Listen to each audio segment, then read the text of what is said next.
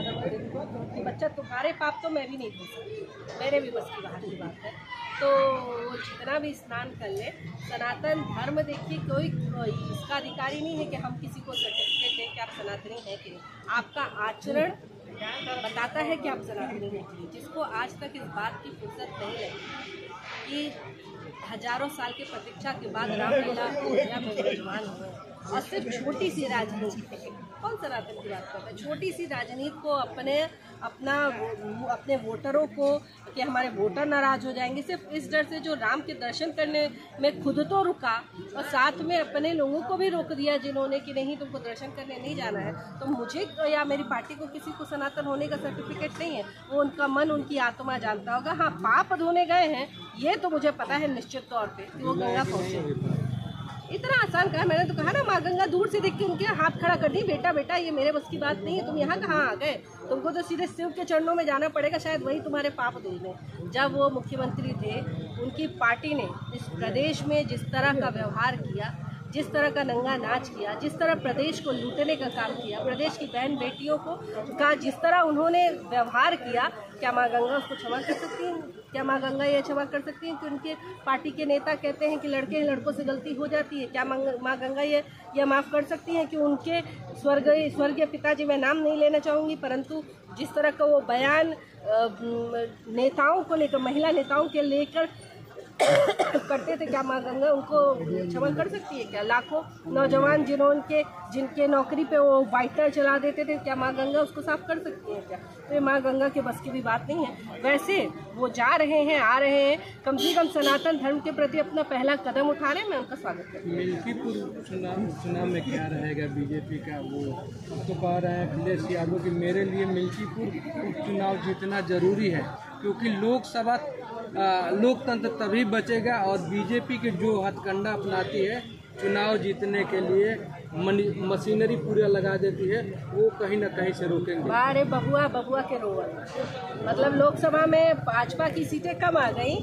तो लोकतंत्र जीवित हो गया था। हाँ, उपचुनाव में भाजपा की सीटें ज़्यादा आ गई तो ईवीएम फिर हैक हो गया, फिर बबुआ डर रहे हैं, उनको पता है कि मिल्कीपुर में हम लोग जीतने वाले हैं, तो बबुआ फिर डर के मारे रोना शुरू कर दिए। तो ये बबुआ ये उत्तर प्रदेश पर थोड़ा दम के साथ आइए, होता रहता है राजनीति में, और आपको भी पता है कि भारतीय जनता पार्टी की लहर नहीं सुनामी चल रही है, तो सुनामी चल रही है और आप बहते जाएंगे। एक अंतिम सवाल, जिस तरह से आप सांसद संजय सिंह कह रहे हैं कि दिल्ली में बिना दूल्हे के बारात निकली है, बीजेपी के बिना दूल्हे के बारात निकली है, केवल घोड़ा ही घोड़ा दिख रहा है, यानी कि उनका कहने का मतलब कि दिल्ली में मुख्यमंत्री का कोई चेहरा नहीं है, बिना दूल्हे की बारात निकली।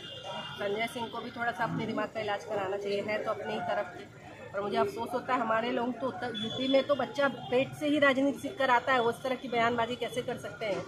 हमारे लिए एक ही चेहरा, एक ही घोड़ा, एक ही सब कुछ है, वो है कमल का फूल।